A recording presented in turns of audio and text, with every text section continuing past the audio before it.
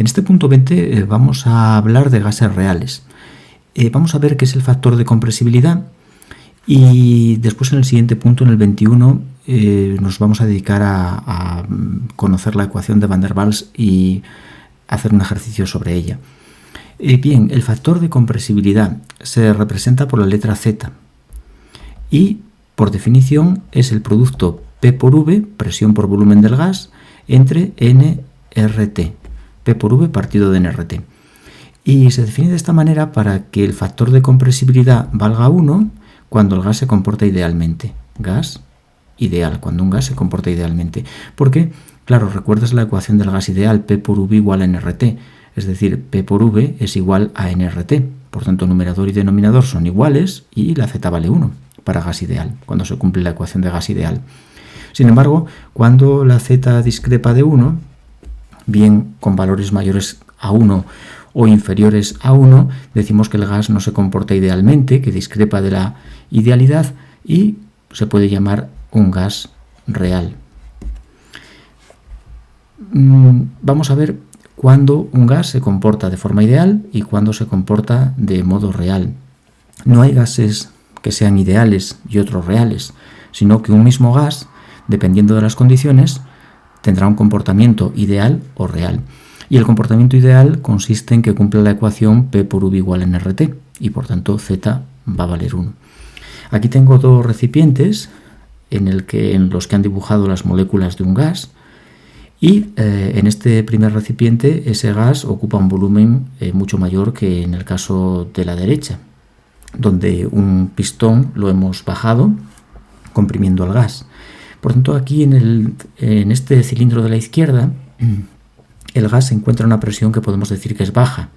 Está en una presión baja. O también podemos hablar de la densidad. Densidad baja, una densidad baja. Es decir, poca materia por unidad de volumen. Aquí nos ocurre lo contrario. La presión es mucho más alta.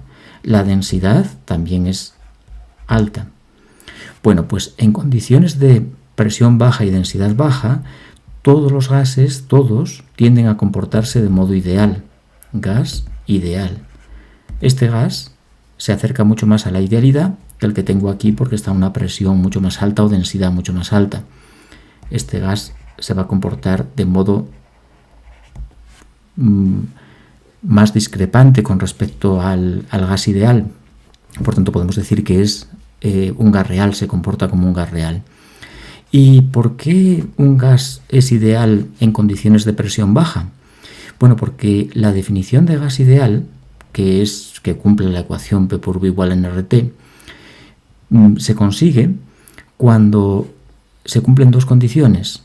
La primera es que las moléculas no interaccionen entre ellas.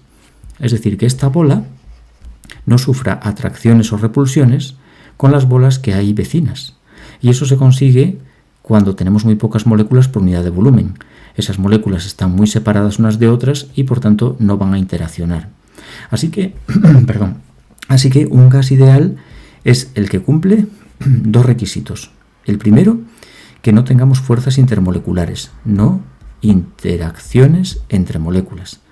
Y después deberíamos tener un segundo requisito, y es que el volumen ocupado por estas bolas, por las moléculas de gas, sea despreciable en comparación con el volumen del recipiente que las contiene. Es decir, que tengamos muy pocas bolas dentro de ese recipiente y el volumen de las mismas, este volumen de estas moléculas, sumado, que sea un volumen completamente despreciable frente al volumen del cilindro que las contiene. Volumen molecular despreciable. Estos requisitos quizás se cumplan en el recipiente de la izquierda, en el cilindro de la izquierda.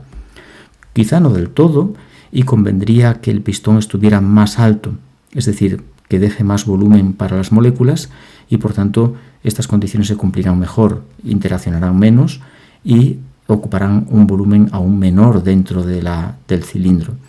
Pero bueno, este gas sin duda va a tener un comportamiento mucho más ideal que el que tengo aquí, donde el pistón ha bajado y ha obligado a las moléculas a ocupar un volumen mucho más pequeño.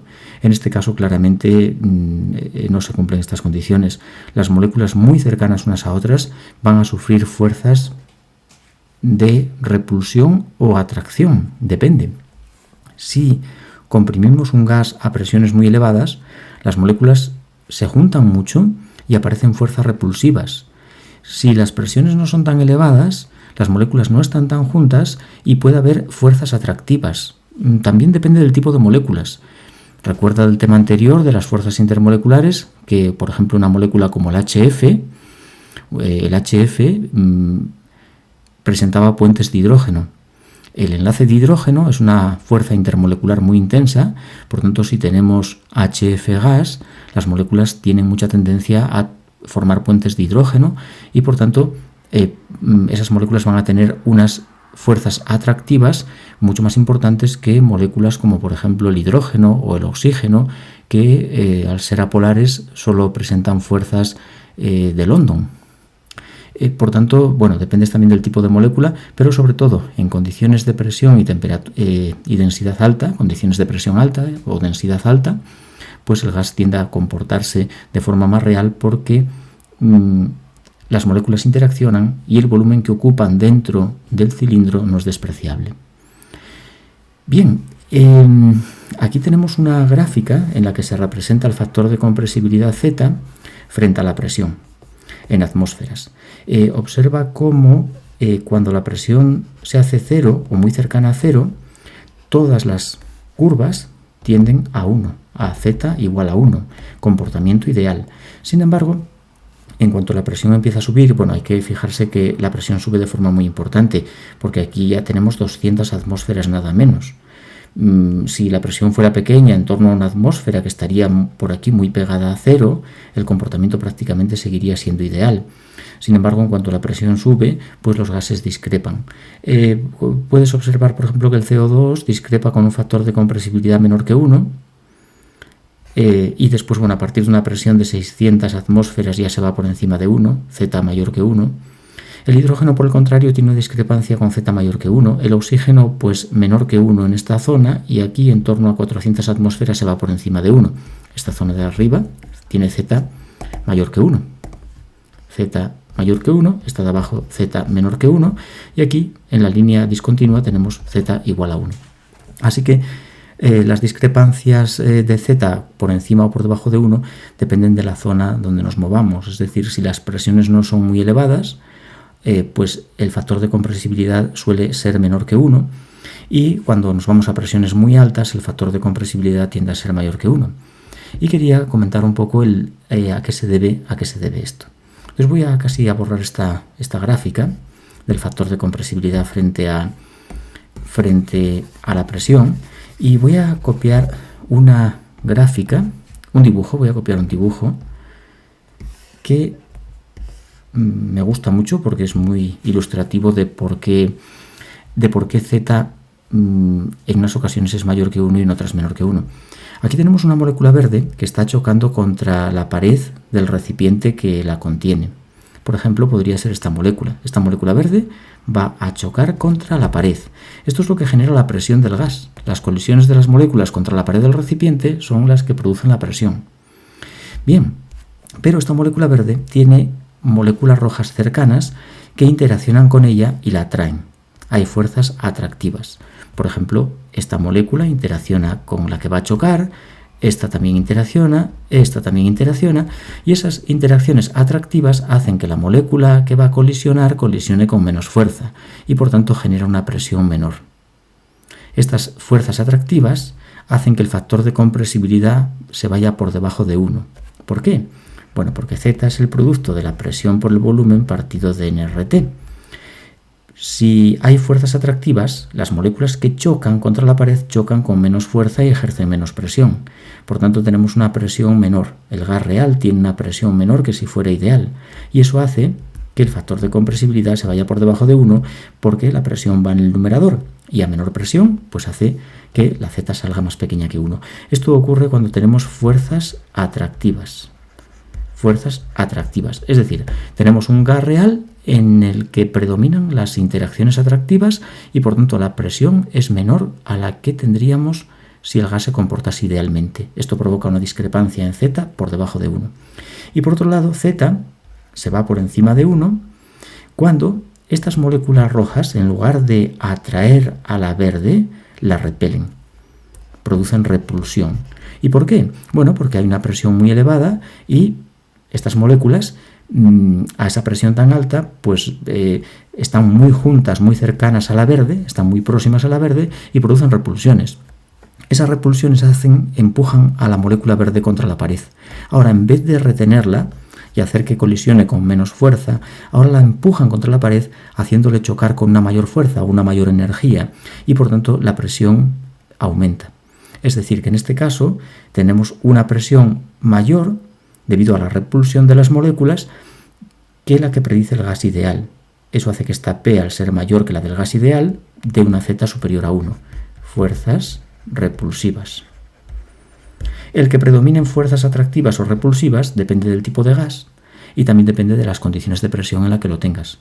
A más presión, más suelen predominar las fuerzas repulsivas y la Z se va por encima de 1.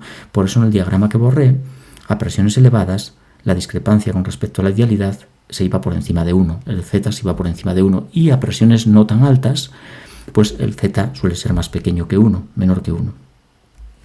Bien, pues estas son las ideas sobre el factor de compresibilidad y cómo esta propiedad nos permite conocer si un gas se comporta de forma real o ideal.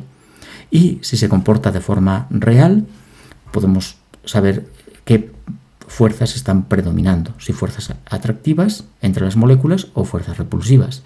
Y sobre todo lo que más me interesa es que nos quedemos con la idea de que todos los gases pueden ser ideales o reales, depende de las condiciones.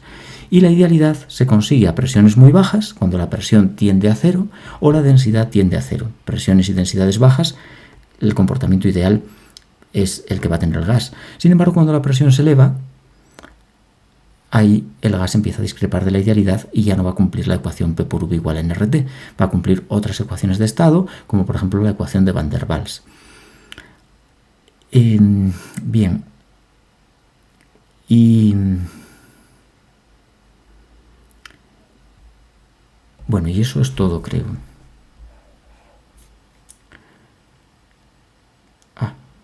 Creo que se me olvidó un detalle, pero bueno, lo voy a dejar aquí porque ahora no sé lo que iba a comentar algo, pero ahora se me ha ido. Bien, bueno, pues nada, eso es todo. Y vamos a pasar al punto 21, en el que vamos a ver una ecuación de estado para gas real, que es la ecuación de Van der Waals, y hacer un pequeño ejercicio sobre ella, comparándola con el gas ideal para ver los resultados que nos dan ambas ecuaciones.